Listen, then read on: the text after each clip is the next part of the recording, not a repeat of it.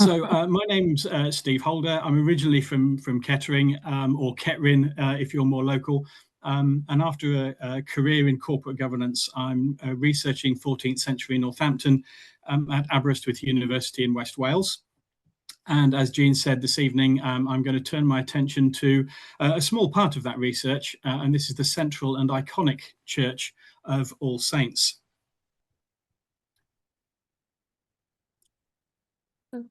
And here we are, half a minute. I've just worked out how to do my notes and my screen at the same time. So let's start with a disclaimer. For those of you who've just finished supper or are of a generally nervous academic disposition. So to the archaeologist, I'll be showing you some schematics during the course of the presentation. These are designed to illustrate the points made, and they're not an accurate reproduction of the church's layout. X does not mark the spot. And to the historian, I'm wary of myth-making. It would be easy to romanticize this. So I will do my best to distinguish this evening between what we can prove, what we can conclude, and where I'm going to allow myself a little imagination to creep in. Let's start with some context. Here we are in 2026. The present All Saints Church is almost 350 years old, almost to the day, and was built following the destruction of the medieval church in the Great Fire of 1675. If we travel back another 350 years, the medieval church was already old. At the time of its demise, medieval All Saints was almost 600 years old, which makes the present church something of a baby sister. During those 6 centuries, the medieval church had witnessed a number of revolutionary events, not least in the few decades before the Great Fire, the Civil War. Go back 100 years, get to the Dissolution and the Reformation, which transformed the interior of the church, the way the church worshipped, even the personnel of the church. Go back another 100 years and we get to what's called sometimes the Wars of the Roses. We heard about the Battle of Northampton last month. Go back another 100 years, halfway through the life of medieval All Saints, and we get the Great Mortality sweeping across Europe. It arrives in Northampton probably in April 1349 and continues virulently until probably the beginning of July. Let's go back another 100 years. That date's wrong, I've just spotted. The Siege of Northampton was 1264, not 1268. And that's part of the de Montfort Rebellion, or the Barons' War, if you prefer, when Henry III and Prince Edward laid siege to Northampton. In fact, the first reference to medieval All Saints is in 1107. And that, rather strangely, is still 40 years over a generation after the conquest by the Normans in 1066. And we know the Normans, they are the castle builders, the cathedral builders, and the wholesale replacers of parish churches across the country. Some notable exceptions being the great churches at Brixworth and at Earls Barton, which leads us on to another All Saints.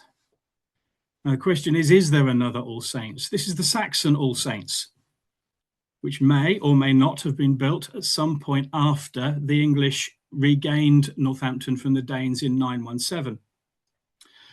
I offer a question mark here. In fact, I'm going to call it the theory of the Saxon All Saints. There is no documentary evidence for a Saxon All Saints church. There is no architectural evidence left in the old building, and there's no archaeological evidence for a Saxon All Saints. There is absolutely no evidence for a Saxon All Saints. It is a theory. I'm going to put my cards on the table and say I believe entirely in a Saxon All Saints. I think there is plenty of circumstantial evidence for the existence of the church, and I'll even do a Paddy Ashdown and say I'll eat my hat if there wasn't one. But there is no hard evidence for it, so I'm going to refer to it today as the Saxon theory.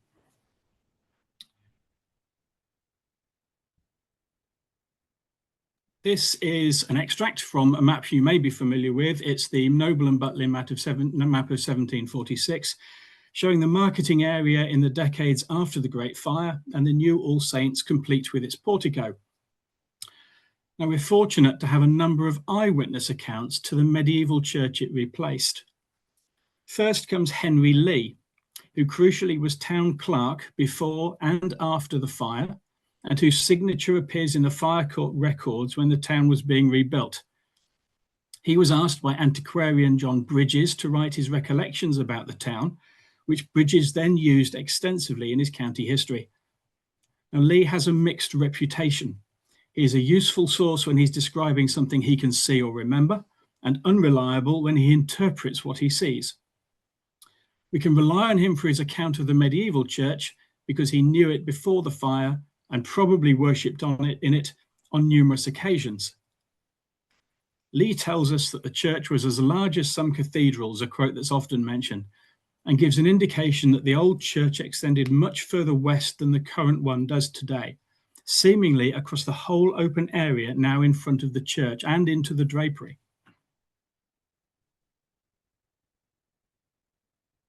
Another eyewitness is the building itself. Henry Dryden, architect and historian, drew this plan for Robert Merrick Sargenson's History of All Saints, which was published in 1901. This remains the definitive history of the church, albeit now out of date.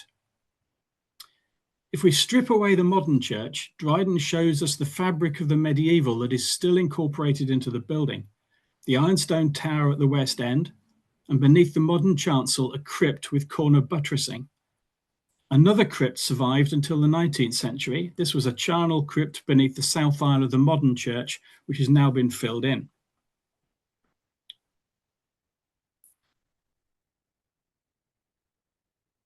Back to Lee, who tells us that the modern church is built on the foundations of the old chancel, which is a practical arrangement that saved digging new ones, and which has given us the wonderful, almost square interior of the new building.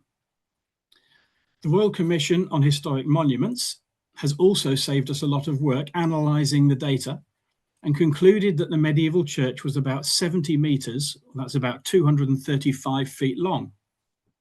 This does support Lee's claims that the church was both wide and long. A Google screenshot, which shows All Saints sitting on the foundations of the chancel. Lee tells us that after the fire, buildings in the drapery were erected on the foundation of the west end, but the Victorians also adjusted the street frontages, and the exact position of the west end is uncertain. And for those who complain about congestion in the town centre, maybe this is an opportunity to count a blessing or two. Our next eyewitness is this grand fellow, Cosimo de' Medici, who before he became Duke, embarked on a tour of Western Europe, taking in the Low Countries, Spain, Portugal, Ireland, and Great Britain. Cosimo wanted a reminder of his trip and something to show off to his friends, and he brought with him a diarist, Lorenzo Magalotti, and an artist, Pier Maria Baldi. Thanks to Magalotti, we know that Cosimo stayed overnight at the St. George opposite All Saints. The townspeople were evidently thrilled at having him here and rang the bells in his honour. Somewhat too enthusiastically, it seems, as the party was kept awake by the bells ringing well into the night. It's interesting as an aside to note that the inn is named after the patron saint and not after the Hanoverian dynasty of the Georges. There are indications that the chapel of St. George in All Saints Church was on the southern side and possibly even opposite or close to opposite what is now the George Inn. And it would be interesting, I haven't managed to prove this yet, but it'd be interesting to see whether there was a link between the owners of the original St. George Inn and the fraternity of St. George in All Saints Church, whether there's a link between the two, but that's entirely speculative at the moment. So Baldi's drawings of the trip have also survived, and they're housed in Florence. These proved a popular stopping off point among Brits who were completing their grand tour of the Italian states. So popular, in fact, that copies were commissioned, which are now in the British Library, that's in London, and extracts from these were in turn published in 1821. The Italian originals are subject to some tight restrictions on reproduction, but Northamptonshire Record Society has obtained permission to print a copy in the Great Fire Anniversary edition of Past and Present. The British Library version is subject to even stricter control and can be seen but not copied. So I'm using the 1821 published version, and I'll highlight any relevant differences from the original. The immediate difference is those 3 trees on the south bank, which are not in the original images. This is also an extract, the original depicting the West Bridge and the castle right across to the south quarter, and is a good 4 feet long. Baldi's images have been subject to research mainly by scholars from Italy and Spain, and with very few exceptions, they are regarded as authentic first-hand drawings. An article in Past and Present that accompanies the reproduced panorama sets out why we can rely on the image, and for reasons of time, I hope you'll run with that with me this evening. The elephant in the room, however, is the church tower. In 1881, Canon Hull, who was priest in charge at All Saints, described it as a bad drawing of the present tower, including the cupola. As a brief response, it is worth noting that Baldi drew many of his images in an Italianate style, and for the benefit of Cosimo and his entourage who were looking at them, and that the cupola on top of All Saints wasn't added until almost 40 years after Baldi's visit. Baldi's image also agrees with Henry Lee's description and with other evidence from other sources. A central nave with a high roof replaced in the 1530s, a north and south aisle, a central tower separating nave from chancel, a south transept of some description with a first floor room used by the spiritual court and the archdeacon, and a large west window over the main west doorway. Baldi's original drawing also includes 6 buttresses on the wall of the south aisle. Now, an external buttress is in place to strengthen the wall and indicates a downward and sideways force. This means an archway, and that demands a column on the other end. And if there is a north aisle and a nave roof, that means more arches and more columns. Now, there are other possibilities, but assuming that we take the most likely, it's reasonable to suggest a high central nave of 7 bays.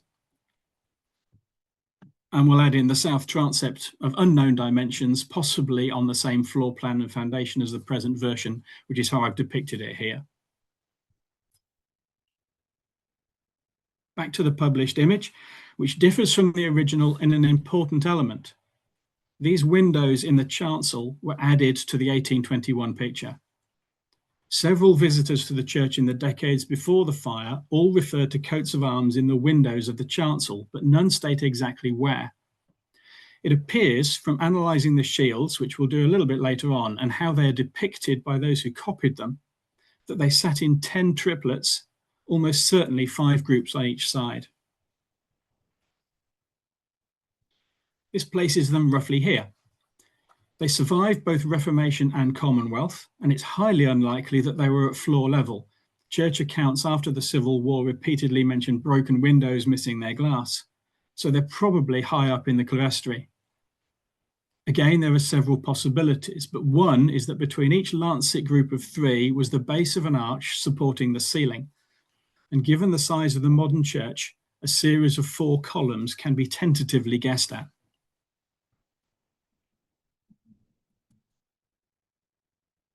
For completeness, and back to Lee, who tells us of a north chapel built in the 16th century. Of greater interest is the Lady Chapel, which we'll come back to. This was an extension of the main body of the church in the southeast corner. A door led from the chapel down into the crypt, and Lee remembers the tomb of the Samwells lying in the crypt. And he describes what can only be called its desecration after the fire, as it was stripped. So we'll add a north chapel without knowing where or how big, and a Lady Chapel of unknown dimensions. Dryden's plan shows the doorway from the Lady Chapel into the crypt that still survives.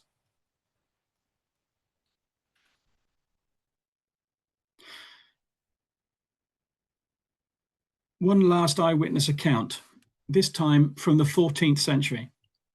In 1331, the north side of the church fell down. Fuit prostrata, says the eyewitness, and was evidently rebuilt because Lee remembered the north aisle existing in his lifetime. The cost of rebuilding was borne by the parishioners, who were not only some of the wealthiest inhabitants in the town, but some of the country's wealthiest merchants outside of London. We'll have a look in a moment at the changes taking place in the 14th century church, but I think it's safe to say that the rebuilding of the church would not have been done on the cheap.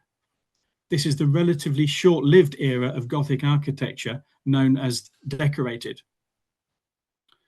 Decorated Gothic is flamboyant, exuberant, and to some even fussy, but it gives one of the few indications as to the style of parts of the church, even though we have to use a great deal of imagination.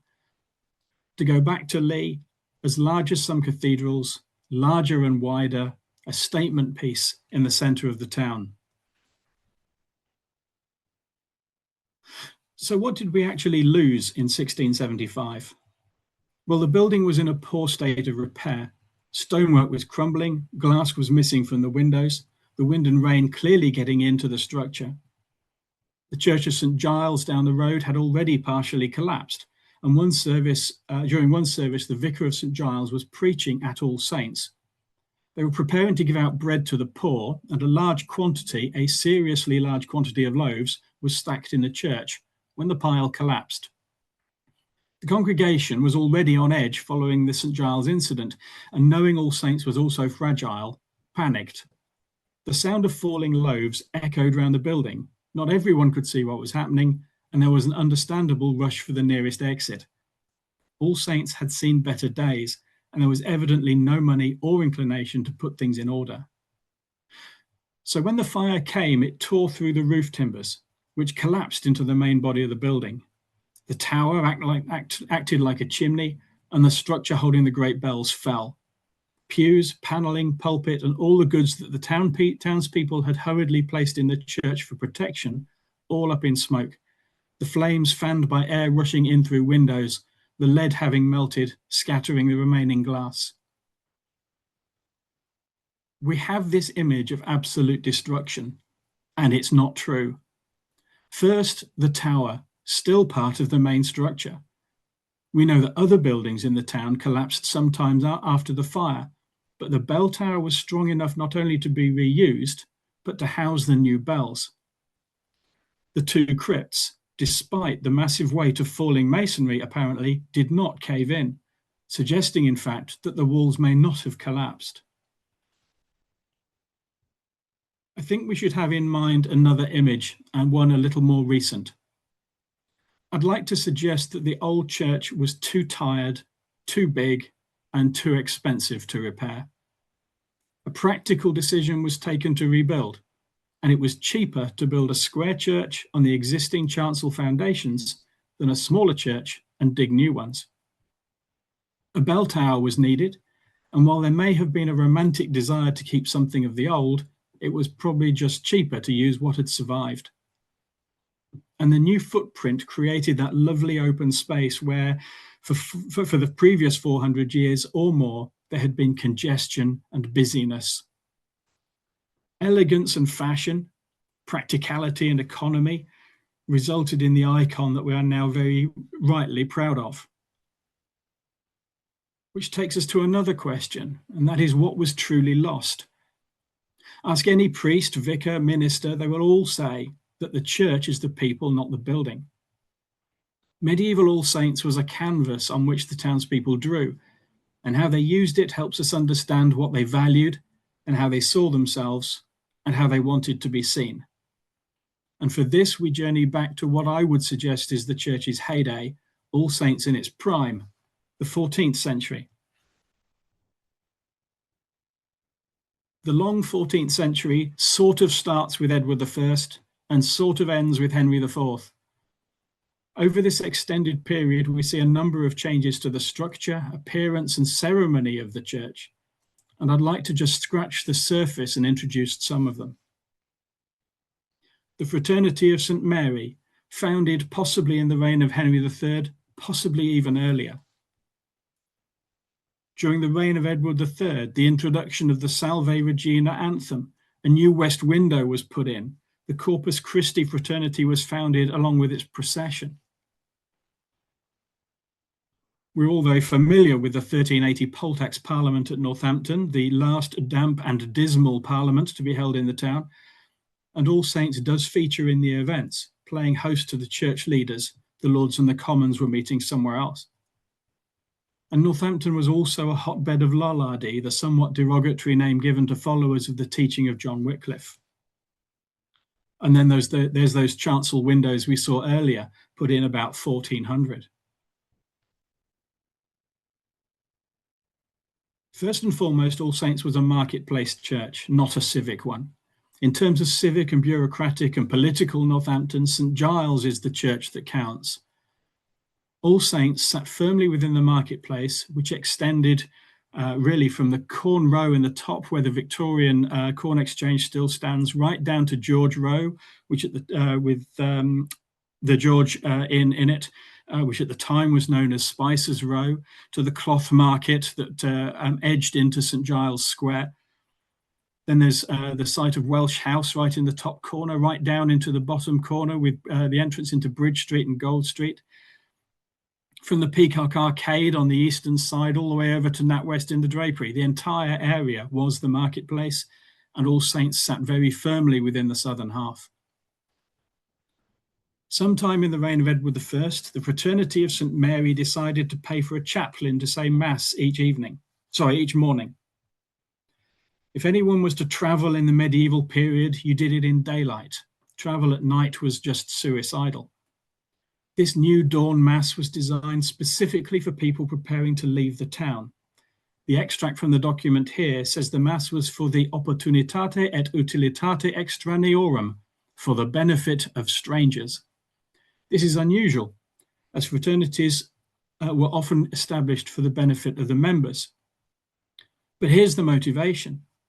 Northampton, a thriving market town with an international fair, said to visiting traders, "Come to us, because when you leave, you can experience the blessing of Almighty God, the Blessed Virgin, and all saints. Go in safety, go in peace." And in an intensely religious and superstitious era, this becomes a major selling point. All Saints, through the fraternity, is enhancing its commercial reputation. Under Edward II, another chaplain is employed, though we know nothing of the reasons. And then under Edward III, we get another. This is the Sunset Mass, explicitly for visitors and people coming in from the fields. Now we speak to merchants coming to the town to trade. Come and give thanks for your safe arrival and seek God's blessing on your deal making. It is almost impossible, almost anachronistic, to try and separate church from market. In fact, the Saxon church theory relies heavily on the idea that it was founded in the centre of a new Saxon market just outside the Burr. All Saints owed its origins to trade and actively sought to engage with traders. First and foremost, it's a commercial church. In 1350, the Fraternity of Corpus Christi was founded, and the origins of this fraternity is also altruistic, established for the benefit of non-members. Unless you're founded in a strong Anglo-Catholic tradition, the Corpus Christi is something of a mystery. During the Mass, the bread is raised above the priest's head and a bell will ring. Both these actions are key to understanding the fraternity. In the medieval Mass, the transforming of the bread into the body of Christ is literal and absolute. It becomes the very body of Christ. The moment of transformation, transubstantiation, is a salvation moment. To witness it is to witness your salvation. And the priest raises the bread not to God, but so as many people in the church can see it as possible. The bell rings to alert everyone that the moment is here. Don't miss it. The church is usually very dark, but candles aren't lit for ambience. They are there to shed light on the host so you can see it. And that, in essence, is the vital importance of the new Corpus Christi procession, because only those who enter the church and look on the host can see their salvation. Some townspeople are known to run from church to church to try and see as many elevations of the host during Mass as possible. But some, the housebound, the frail, the sick, they can't. So the fraternity pays for a chaplain to celebrate Mass and parade the host around the entire circuit of the town, cum magna solemnitate et reverentia, with great solemnity and reverence. Whereas before only a few dozen churchgoers might see the host, especially in the rather restricted interior of All Saints, now hundreds, maybe even a couple of thousand people on a good day can witness their salvation. All Saints has become an evangelistic church, bringing salvation not just to the parish, but to the whole town. In 1337, Edward III declares himself King of France, and the 100 Years' War begins. To be taken seriously, he must also look like the King of France. And not only does he adopt the French coat of arms alongside the Plantagenet lions, he introduces French sacred music into church and into the royal court. England looks to St. Edmund, king and martyr, for protection. France looks to the Virgin Mary herself. Mary's colour is blue, and her emblem is the fleur-de-lis. Mary has a warrior saint as her protector, St. George. And I see a sense, I sense an adjustment of loyalties coming. Within a decade of Edward's fateful decision, new music is being paid for by wealthy London merchants, some of whom do business with their Northampton counterparts and have property in the town. In fact, several of Northampton's leading merchants contribute massively to financing Edward's French campaigns. Sometime between about 1345 and 1380, and I strongly suspect very early on, one or more members of the Fraternity of St. Mary pays for a new anthem, the Salve Regina. This song of praise to Mary, seeking her blessing, apes the French court and apes the French church, and is already being sung in the larger abbeys and priories of England. In fact, it was probably sung in the Priory of St. Andrew early on, brought to the community during one of the many church councils it hosted. The description we're given here in this text is of polyphonic singing, multi-voiced harmony, accompanied by an organ and woodwind instruments. Organs were not unusual at this time, but they were only really found in the largest of the abbeys and the largest and wealthiest of parish churches. The Salve Maria is still sung today. In Northampton, it was immensely popular. Crowds gathered at sunset outside the church, and when the Mass was over and the chaplains and choristers moved into the Lady Chapel that Lee mentions, they surged into the church and prostrated themselves on the floor of the nave, letting the music wash over them. This is fashionable music, patriotic music. Visiting church leaders would be able to admire the faithfulness of the townspeople. Visiting earls, barons, and members of the royal household would know of the townspeople's loyalty and enthusiasm for the French campaigns.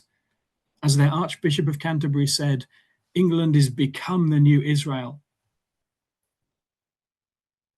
Now this is the east window of Gloucester Abbey, now cathedral, put up in the late 1340s. It is huge. At the time, it was the largest stained glass window in Europe. It is the size of a tennis court, and All Saints had one of these. But it was an awful lot smaller. This image is from the British Library collection, and until they succumbed to a cyber attack a couple of years ago, it was freely available. Another set of images is held by Northamptonshire Archives and Heritage Service, and another in the Bodleian. They are also described in a document held by the College of Arms in London. And together these documents tell us that the 5 figures stood side by side in the great west window of All Saints, over the main west doorway. Their coats of arms help us identify them. Henry Grosmont, the Duke of Lancaster, John Hastings, the Earl of Pembroke, whose family held large estates in Northamptonshire and who gave their name to Yardley Hastings. William de Boon, Earl of Northampton, but who held no property in the town, wasn't lord of the town, and didn't even hold lands in the county. Thomas Beauchamp, Earl of Warwick, which makes the king Edward III. Now, these 5 men were all active in the early part of the 100 Years' War in France, but they only fought together in the same place once. Northampton's merchants and its townspeople paid heavily for the war in France, and simultaneously wars in Scotland. And for the first 10 years, they saw nothing in return. A miserable, frustrating, and fruitless series of campaigns. In fact, one contemporary asked if the military defeat of France could only be achieved by the economic defeat of England, or words to that effect. But then came the Battle of Crecy, and when victory came, it came in threes. the sea battle of Le Crotoy, and the siege and capture of Calais. And it is at Calais that these 5 men are all in the same place. Imagine a French fleet sailing for Dover, besieging and capturing it, humiliating the town leaders, and for 200 years using that as a base from which to launch repeated attacks across Kent on London, Southampton, and Portsmouth. Now the English and the townspeople of Northampton and the monks of Gloucester had something to celebrate.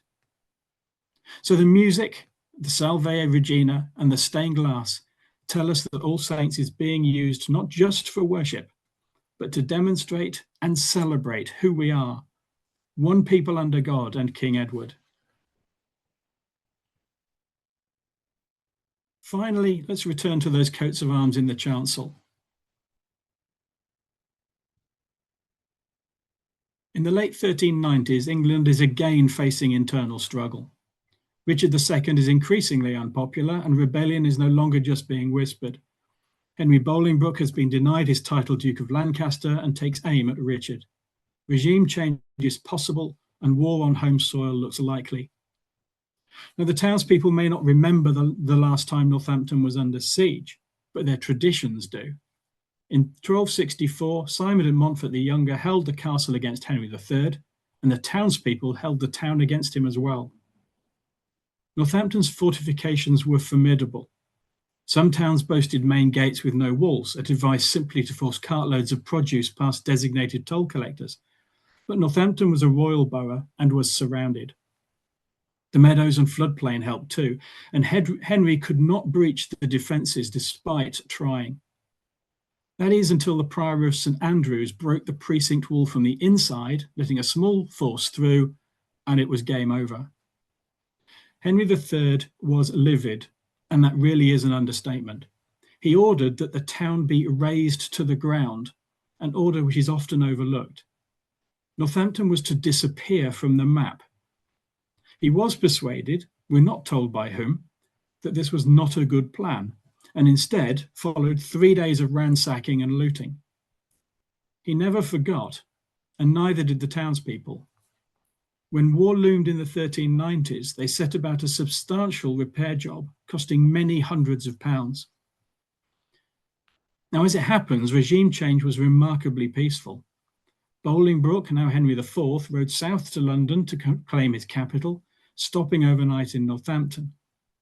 The rebuild of the walls was already underway, and as Henry was their new lord as well as their new king, the townspeople asked for some help. Henry granted them over £400 in aid, which must have been a part of the cost and not all of it, and dashed off, not to London, but to Wales. Owain Glendower's rebellion had just started. It is, just as a quick aside, Bolingbroke had married Maud de Bohun, who was the heiress of the title of the Earl of Northampton. And in fact, Bolingbroke did, or whilst he was called the Duke of Lancaster, he did actually bear the title Earl of Northampton, but he had to give it up 7 days before he was crowned king. Bolingbroke is the only Earl of Northampton ever to become almost king.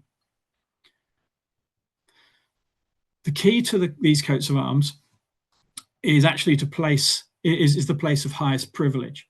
And the highest privilege here is the right-hand side nearest the altar. In this image, that's the bottom right-hand corner. The arms of England's 2 patron saints, St Edward the Confessor and St Edmund, King and Martyr. St George is still taking a while to embed himself. Those 2 coats of arms sit either side the royal arms of Henry IV. Now, Henry's accession wasn't totally peaceful, and rebellions among the leading earls and barons followed quickly. Some of the arms here represent rebels who were exiled and others who were executed. As this isn't a celebration of rebellion, these windows must have been put up within 18 months maximum of Henry's accession, the year 1400 at a squeak 1401, and coincide with his grant of £400 plus for the rebuilding of the walls. So All Saints takes for us, for now, her final bow as a political church. The townspeople, through their church, signal their enthusiasm for the new regime, and possibly with a bit of thankfulness for a very healthy contribution to rebuilding the walls, which continued, by the way, even though the threat of war had receded Work on the walls finally stopped in 1409. Now, no two medieval churches are the same. This is the 15th century church of St. Lawrence in Ludlow, and the nearest I can find to show what might have been. The tower is too tall and a bit too heavy. The windows are in the later perpendicular style and either too plain or not plain enough. It's too small. It's about 10 meters or 30 feet too short. But it has a central tower, a high central nave with a large west window over the west door, and a north and south aisle. You can actually imagine yourself standing at the very top end of Gold Street, looking up at this building. I haven't shown a picture of the interior, by the way. That is completely dissimilar to All Saints. It's built in a much later style. So what actually was lost? Now, I personally don't believe in regrets, so I'm going to avoid the question completely and focus on what we have, which is a magnificent Baroque church that even as a Kettering boy living miles away, I'm very proud of. Now, if only I can persuade Father Oliver to let me dig some large holes underneath his floor. Thank you very much for your for listening.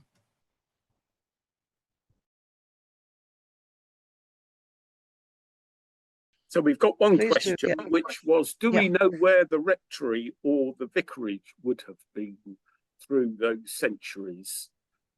That's I'm hoping you can still hear me. Can you still hear me? Good, excellent. Still good. Me and technology doesn't work particularly well.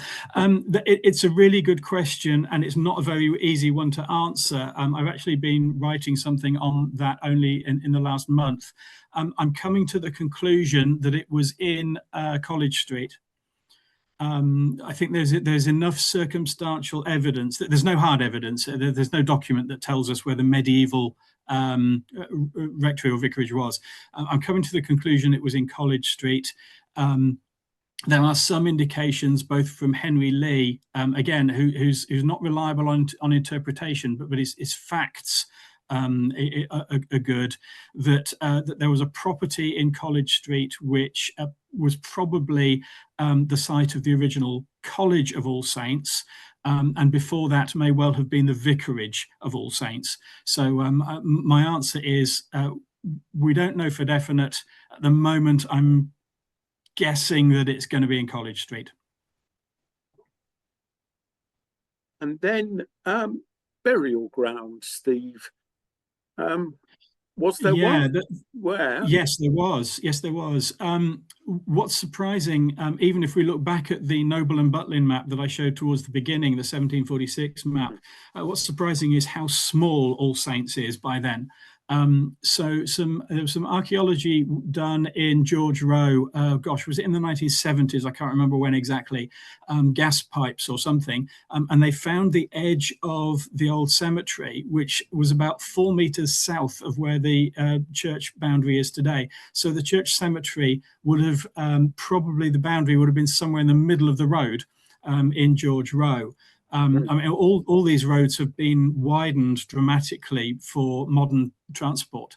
And similarly, if you look on the north side of All Saints, the cemetery was almost certainly extended a lot further into towards Mercer's Row. These streets were all still quite narrow around the church. There are clear records of people being buried in the cemetery around All Saints. People asked to be buried underneath the window of the St. George's Chapel, next to the big oak tree in the graveyard, near the west doorway. So there was a cemetery around the church. An overflow cemetery started well before the great mortality, before the pestilence arrived, became what we now know as St. Catherine's Churchyard. So that's we know that's in place and in existence by at least 1275. So it's way before the pestilence arrives. That's used as an overflow. It's called the New Churchyard, and eventually St. Catherine's Church is put there, the medieval church. That then falls down. We know it as St Catherine's because of the Victorian St Catherine's Church that was put up on the site, which was a much later replacement. So in answer to the question, burials, yes, in a much bigger cemetery than we have today around All Saints, and in St Catherine's Churchyard, which is still there. Thank you. And so, if I can ask a question about,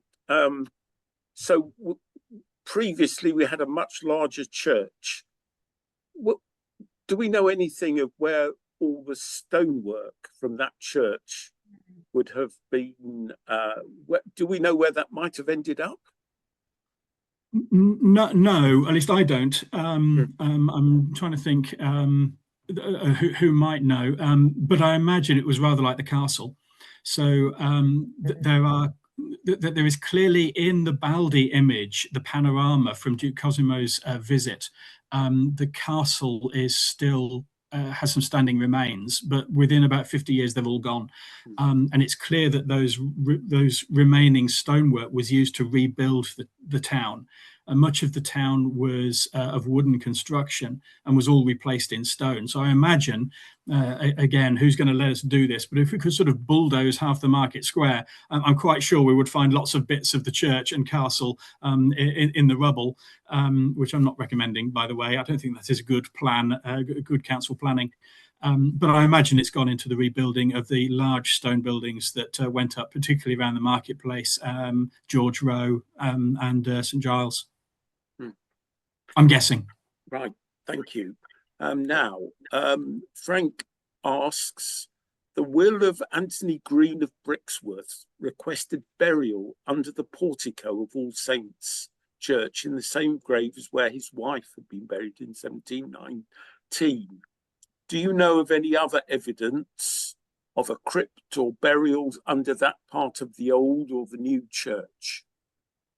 In the old church, there are many references to where people want to be buried inside the church. It's a very expensive thing to do. You have to pay quite a lot of money for it. So we do hear of people wanting to be buried in the chapel of Corpus Christi next to their wife. In some cases, they've want to be buried next to their first wife. There is the crypt that is underneath the chancel. I can't imagine for 1 minute that the Samwells, who were buried there in the late 16th century, that they were the first there. So there will be plenty of burials underneath the current All Saints, because that was the old chancel. There are probably burials all the way under that open space now that extends into the drapery. So yeah, that's a normal practice. The reference you've got to Anthony Green of Brixworth, that's post my period, I'm afraid. I'm intrigued to hear that the people were being buried under the portico after it had gone up. So that's quite interesting. But yes, it would be commonplace to be buried inside the church, but you've got to be pretty wealthy to do it. And Peter Howard is puzzled that the tower on the plan looks to be an obstruction between the nave and the chancel rather than a real crossing tower. Oh, can of worms, Peter. So I don't thank you for the question. I have given this some thought, and I'm not there yet. The tower is built on the base of a Norman tower. There are parts of that remaining, and it had to be strengthened when the tower was raised in the medieval period. So much of what we see, those very tiny little archways to get through the tower, are there because the larger arches, the Norman arches, weren't strong enough to hold the tower. So they've been infilled to give it some support. So it's you're right. It is an obstruction. I wonder just how much people could see. But having said that, you'd be expecting large screens, rood screens, to be going up to prevent the hoi polloi like me from getting anywhere close to the altar anyway. So you wouldn't see very much. I think you've got a church of two halves, to use a football analogy. You've got the large nave, which is where plebs like me would be. And then you've got the very large chancel where the chaplains, where the choristers, where the priests would be. So yeah, it is an obstruction. Yeah, absolutely. Right. I'm just interestingly, Dave Alcock is saying that he possesses some fire damaged stonework, carved and fire damaged stonework from between 18 and 19 Market Square. Were these parts of the All Saints or some other building? It's entirely possible that they're actually part of 18 and 19 Market Square. Having a conversation with a couple of people who are interested in what happened to the town during the fire. And when I showed that picture of Coventry Cathedral, it wasn't entirely tongue-in-cheek. The Town and County Club opposite the church has got surviving stonework in situ on the second floor. And that stonework is dated to the early 14th century. So if you picture what that means that the buildings opposite All Saints were not razed to the ground. They were actually shells which have just got new fronts on. And I have heard that there may be buildings elsewhere in the Market Square that are medieval buildings with new fronts. This certainly seems to be the case in George Row. So yeah, I mean, I'm not anywhere near the council, but any of those buildings that are dated to the late 17th century, any one of them could, in theory, be a medieval building with a new front. That is very interesting.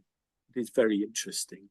So I think we're beginning to run out of questions. Enthusiasm. I don't know if Oliver is still with us and whether he has anything he'd want to add from his perspective as the current rector. Well, Hans, I was on my mind. Steve, if you did dig up my floor, what would you expect to find? Well, I suppose what happens if you dig a hole in the church, the first thing that comes up is a policeman. I would. No, the rector. Yes. Yeah. What would I expect to find? I would like to confirm where the column bases are, which would give an indication as to dimensions and possibly even height. I would be expecting to find the bases of some of the medieval chapels. I'd love to find, for example, the Corpus Christi Chapel, and there will be burials underneath the floor. Now, they're not going to be identifiable, sadly. We know exactly where some people were buried because it's very explicit in their wills. But I don't think we're actually going to find named graves. Yeah, to be honest, I wouldn't like to dig inside the church, even if I was allowed. I'd like to dig on the bit outside the front. I'd most like to know how wide was it and how long was it. So can we find the end of All Saints? Does it actually sit, as Henry Lee suggested, underneath the buildings on the other side of the drapery? Is it really that big? Which is something that Lee suggests might be the case. So no, you're okay. I will keep my pickaxe safely to one side. I think it's the outside that I think I'd like to dig around in, just to see, how wide and how big is that.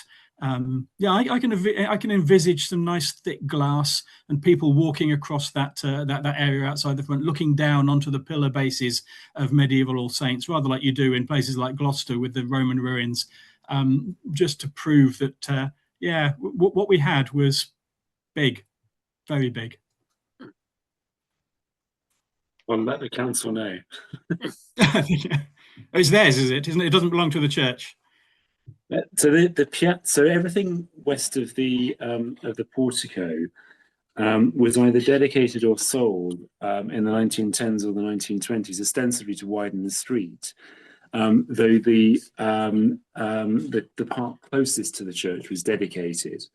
At the moment, it's designated highway, and so without an order from the magistrates' court, which I've so far been unsuccessful in getting highways to apply for with any kind of enthusiasm. It kind of remains as highway, but the subsurface belongs to the church. Interesting, thank you. I do know that when it was laid, when that piazza was laid at the millennium, that there were archaeological works done at that time, and there was a series of reburials into the main part of the remaining churchyard of human remains that were found underneath there. I don't know how well documented that is, though. No, I'd not heard of that. I mean, ultimately, it's not at risk, and I'm no archaeologist, but we don't need to dig it because it's not at risk. There are other places that are, but it would be fascinating just to try and find the limits of the building, just to see how big it actually was. Thank you, Steve, for such a brilliant talk. Thank you. Yes, and it was good to have your input, Oliver. Good to have you with us. So I think what remains is the list of thank yous in the chat button to say such an interesting talk, absolutely fascinating. Steve, obviously you are going on, the research is ongoing because you mentioned various strands of investigation. Will this be written up again? Will there be another paper in Northampton Past, or I don't know is the answer. My final thesis has been submitted for examination, so I'm waiting to hear probably in about May or June, hear back from that. And I've looking at a possibility of having much of that published. Having said that, you would have to work through it to find, to glean out what I presented today. I think there is mileage in a revised history of All Saints, which is certainly the medieval All Saints. So the answer is I don't know. I'll need to have a think. My inclination is to have a look at Lollardy in Northampton. That's where my passion is moving next. But we'll have to see. It is a good idea to try and get some of this down, though. Yes, you're absolutely right. yes, it would be so valuable. But once again, on behalf of everybody, a very, very big thank you. It really has been. We knew it would be important. We knew that it would be new, and by goodness me, it did not disappoint. Steve, thank you so much.